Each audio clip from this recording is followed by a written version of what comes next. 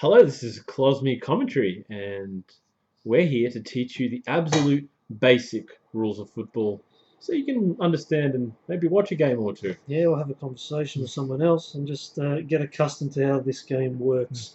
It's very different to most other sports. So first of all, the grounds are, let's say, of different sizes.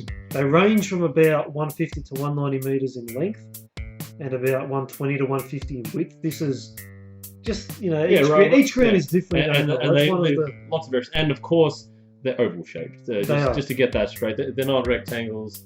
Oval shaped grounds, they're always going to be longer than they are wide, at least on the professional ground. Yeah. Sometimes it comes close though. So as you can see on the screen, there's 5 different rows. You've got the full back line, you've got the half back line, you've got the centre line, the half forward line, and the full forward line. And obviously all the positions play on each other.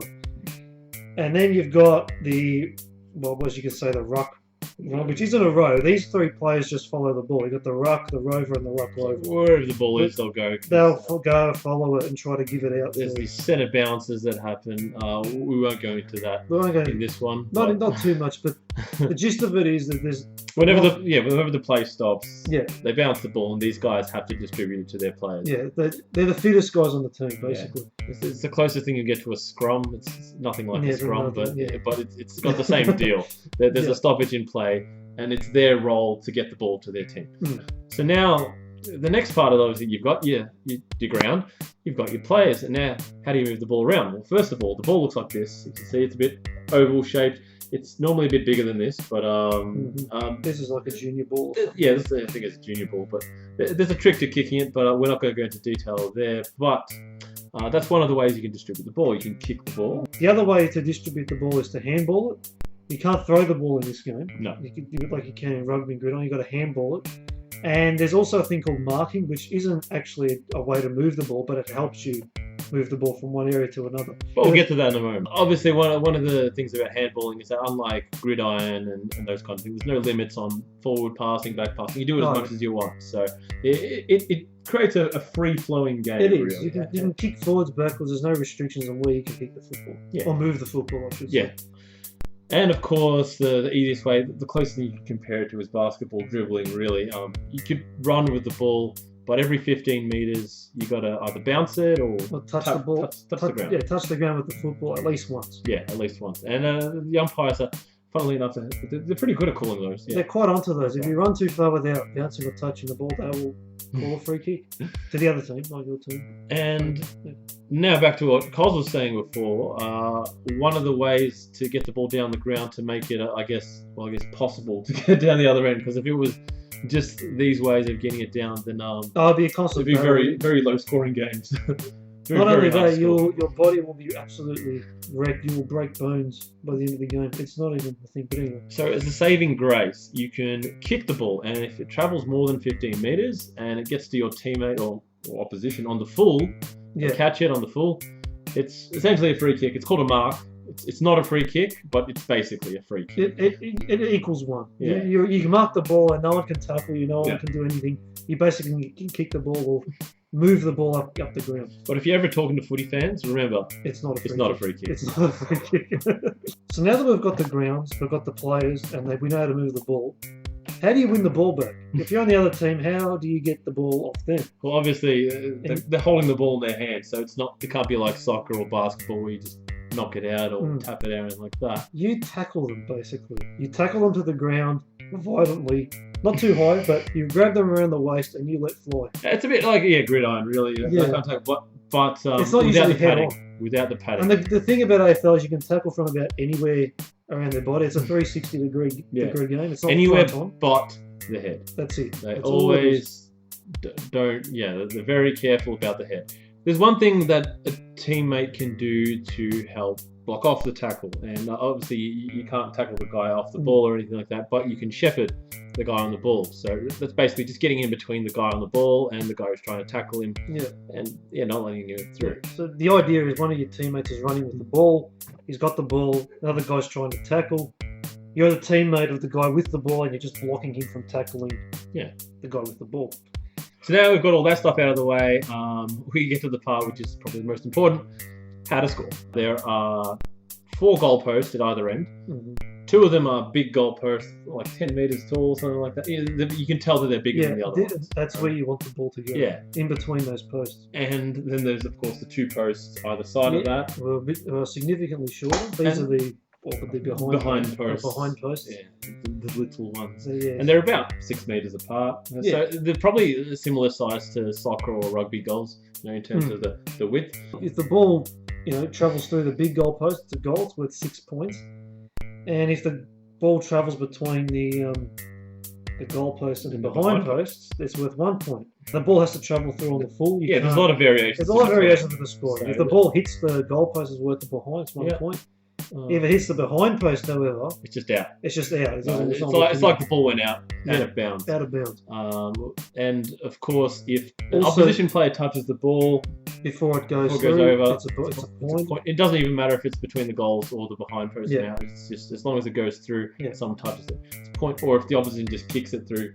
Although nowadays it's a free kick, but I'll get into that.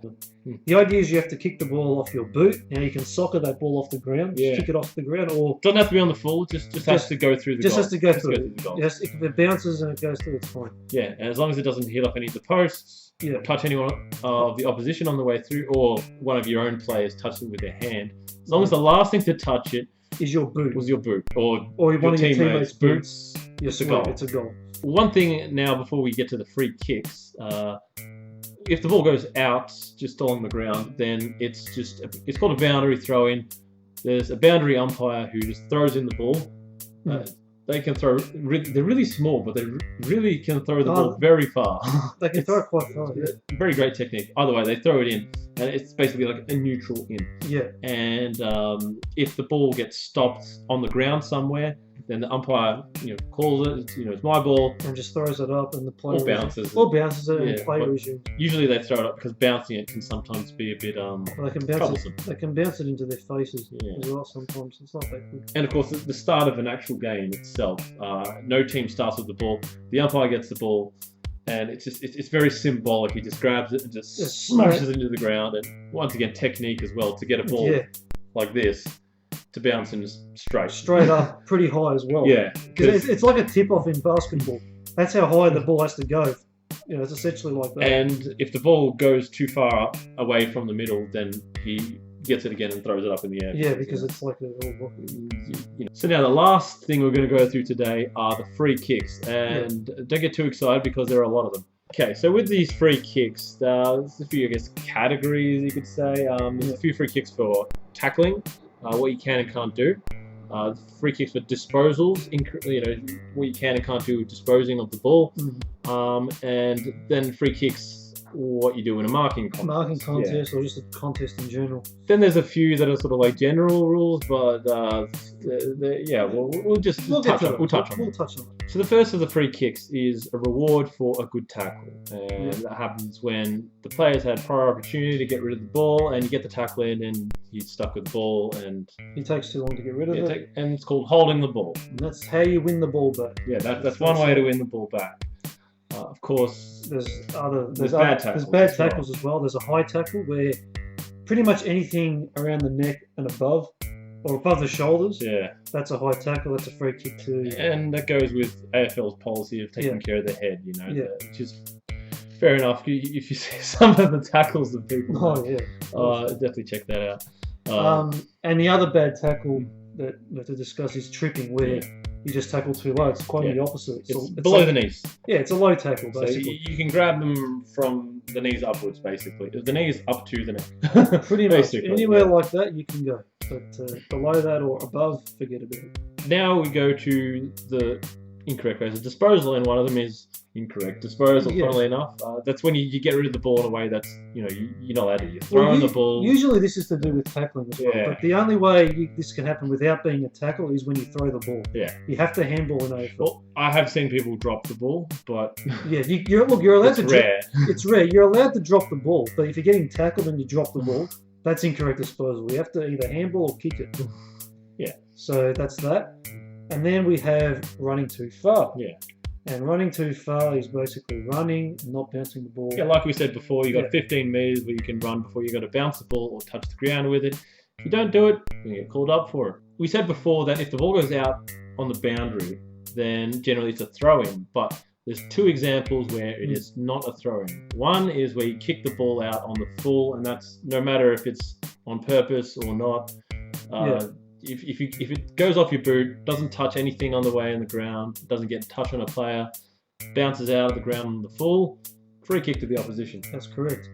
The other way is a deliberate out of bounds. And obviously, as it says, if you deliberately put the ball out of bounds, it's a free kick to the other team. And now this includes if you kick the ball along the ground or if you handball it. That's that gets covered by that. If you're kicking trying to gain meters, like it will leverage along the ground. Or to get the ball out of play so that, the high pressure situation or something like that. Because getting the ball out of play is a defensive act in the AFL. So if you're trying to do that deliberately, the umpires will pay a free kick to the other team. And a fairly recent rule change is if you deliberately get it through for a behind to stop the team from scoring a goal, then now they get a free kick in the 50 goal square, isn't it? Yeah. It's right in the goal square. Right in the goal square. It's pretty much a goal. Yeah, you're pretty much giving up a straight away goal. Although I've seen people miss from there as well.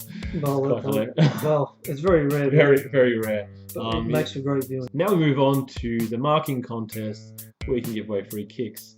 And the first one is holding the man because, as we were saying before with the shepherding, you can block people off, but you can't actually grab them. You can't grab them and hold them there. Unless they have the ball. Yeah. You can't grab them at all unless they have the ball. Yeah, you can fight for position, which is part of the game, but you cannot just hold them in position so you can win. And if they've dropped the ball already, you can't keep on holding on to them. You can hold on to them for like a second or two, and they usually do. They grab them and they throw them away to make sure they're out of the play. Happens a lot, but you're not allowed to deliberately hold on to them after they don't have the ball anymore. And sometimes players, they cleverly sort of tap the ball up so they can't actually get grabbed from behind. That's an effective way, and you can't be tackled without the ball, as well. So it's kind of like dribbling, really, with your hands. It's quite effective. The other way you can give away a free kick in a marking contest is by chopping their arms, and that's the idea of a forward. So say a forward or someone goes up to mark a ball, defender chops the arms, you do it, bang. It's effectively impeding the other person to mark the ball. Yeah, you can't hold them back and you can't whack their arms down. So you got to spoil the mark cleanly, basically. Yeah, exactly. And like you got to get your hand through. Look, you're allowed to touch their hand, but you're not allowed to drag them down. Yeah, that's the idea. That's the idea. And now this is two rules that are kind of similar. One of them probably shouldn't exist at all, but one of them should definitely not exist at all. Very controversial. There's hands in the back and push in the back. Now, Cos, can you please explain the difference? Because I still don't know if I know the difference. Right, they're both free kicks, but this is the problem. Push in the back is either this, you push them with the forearm, you push them with the hands. That's a free kick, and that's acceptable. However, the AFL decided to implement this rule where even if you place your hands in the back like this, and you don't actually push them at all, it's a free kick. And this is part of fighting for positioning because you can put your forearm in the back and just sort of work them under the ball. So you can lean on them. You can lean on them with your forearm, but you can't lean on them with your hands. Any part of your body except for your hands. Except for your palms, but you're not allowed to push them at all. And I don't understand at all why that rule exists. This rule is to make it harder for the umpires.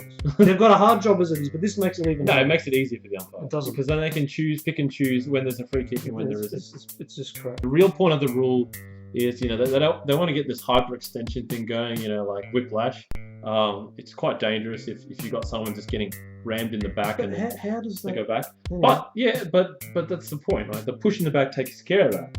If you can't the push in the back, it's addressed that. Placing hands there, so that you can't press. It's like giving them a massage. It makes no sense. It makes it easy for them. Especially with specky marks, right? If you got specky marks, but you're not allowed to have hands on the back, then look. Well, the specky mark is to reiterate. The specky mark is when another player jumps on an opponent's shoulders, basically, and gets a ride and gets a mark. It's quite. Once again, words don't do it justice. Yeah, you have to check it out up here or there or wherever it comes out. Brilliant stuff. That should be enough to get you started on footy. A lot to get in there, but I think it's all fairly right. It's a lot to take in. I mean, videos like this, it's difficult. But we're going to have a few more going into detail with some other of the rules, but hopefully that's enough to start you off. We hope you enjoyed that. I hope you learned something. Make sure to, if you like the video, give us a thumbs up. Subscribe also if you like the video, because, well, we've got tons of stuff. Look, we're trying to teach people about AFL. There's a bit of soccer in there as well. We like talking about the EPL, and we'll start talking about other leagues too. It's coming up. We're going to compare AFL and soccer. But only once you understand how AFL works. Or AFL and European football. But, so stay tuned for that. Definitely. So definitely subscribe if you like that. Leave us some comments. Let us know if you thought that we explained it well, if we missed something. Otherwise, thanks for watching, and hopefully we'll catch you again soon. See you then.